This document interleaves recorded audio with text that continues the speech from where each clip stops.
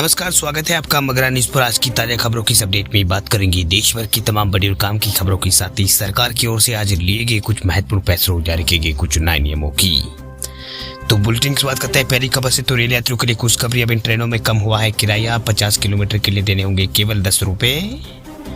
Rail यात्रियों के लिए बड़ी खुशखबरी है। दरअसल रेलवे ने कोरोना काल से पहले लागू जनरल टिकटों के किराए को फिर से लागू कर दिया है। साथ ही कम किराए की सूची को भी online app, UTS online ticket booking app व सॉफ्टवेयर पर में भी अपडेट कर दिया है। वही किराया कम होने से लाखों यात्रियों को फायदा होगा। बता दें आपको कि कोरोना काल में सभी रूट पर रेलवे की ओर से पैसेंजर ट्रेनों के किराया मेल व एक्सप्रेस गाड़ियों के अनुसार वो कर दिया गया था। इसके चलते छोटी दूरी तय करने वाले यात्रियों को भी अधिक रकम वो चुकानी पड़ रही थी। लेकिन रेलवे बोर्ड ने अब जनरल टिकट पर पहले की तरह 50 किलोमीटर पर किराया 10 रुपए कर दिया है, जबकि पहले ये 30 रुपए प्रति टिकट होता था। वही कोरोना काल में ट्रेनों का संचालन कुछ समय के लिए बंद कर दिया गया था, लेकिन जब रेलवे ने पुणे ट्रेनों का संचालन शुरू किया तो किराए में 10 रुपए से न्यूनतम किराया 10 रुपए से बढ़ाकर सीधे 30 रुपए कर दिया था। इसके चलते दैनिक यात्रियों को अपनी जेब अधिक ढीली करनी पड़ रही थी। लेकिन अब किराया कम होने से यात्रियों को फायदा होगा। रेलवे के अधिकारियों के मुताबिक कम किराए को अपडेट कर दिया गया है। साथ ही नए किराए के हिसाब से टिकट वो दिए जा रहे हैं। चलिए बात अब करते हैं अगली बड़ी खबर की। तो देश में कम हुए हैं गरीब, एसबीआई की रिपोर्ट में दावा। गरीबी दर में अब तक की सबसे बड़ी आई है गिरावट। भारत की गरीबी दर में साल 2022-23 में बड़ी गिरावट दर्ज की गई, ऐसा कहना है एसबीआई रिसर्च का। दरअसल रिपोर्ट के मुताबिक इस अवधि में भारत में गरीबी दर घटकर 4.5 से 5% नीचे वो आ गई है। इसे ग्रामीण गरीबी और शहरी गरीबी दोनों में गिरावट दर्ज की हुई है। वही गांवों में गरीबी जहां घटकर 7.2% पर आ गई है, तो वही शहरी गरीबी 4.6% पर आ गई है। अगर साल 2011-12 की तुलना करें तो गाँवों में गरीबी 50%, तो शहरों में यहाँ पर 25% गाँवों में गरीबी थी, अब 7.2% पे आ चुकी है। इस अवधि में शहरी गरीबी 13% थी, जो पिछले साल तक घटकर 4.5% के आसपास आ गई है। वही एसबीआई रिसर्च ने अपने हाउस होल्ड कॉमन सेंस यहाँ पर सर्वे इसमें ये आंकड़ा वो जारी किया है, ये रिपोर्ट यहाँ पर दी है। इसमें गरीबी दर घटने के पीछे केंद्र सरकार की योजनाओं को यहाँ पर बताया गया है। बात अब करते हैं अगली बड़ी खबर की। तो अगली बड़ी खबर है ट्रू कॉलर का इस्तेमाल करने वाले लोगों के लिए बड़ी खबर। देखिए, ट्रू कॉलर ने कर दी है मौज। अब कॉल से होंगे सारे काम, घर बैठे फोन कॉल पर बन जाएगा नोट्स। ट्रू कॉलर की तरफ से 2 शानदार फीचर पेश किए जा रहे हैं। ये फीचर भारतीय यूजर्स के लिए काफी मददगार साबित होंगे। दरअसल ट्रू कॉलर की ओर से इनकमिंग और आउटगोइंग कॉल रिकॉर्ड करने का ऑप्शन वो दिया गया है। ये सुविधा एंड्रॉइड के साथ साथ iOS यूजर्स के भी यहाँ पर उनको मिलेगी। इसके अलावा AI की मदद से भारतीय यूजर्स रिकॉर्डेड कॉल को ट्रांसक्रिप्ट वो कर पाएंगे।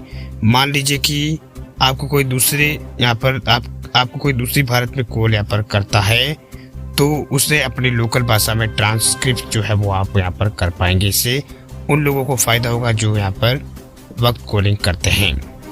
बता दें आपको कि फिलहाल ट्रू कॉलर नया फीचर लोगों के लिए यहाँ पर ये फीचर उन लोगों के लिए होगा जो ट्रू कॉलर का पैसे देकर सर्विस खरीदते हैं, पेड सब्सक्राइबर्स है।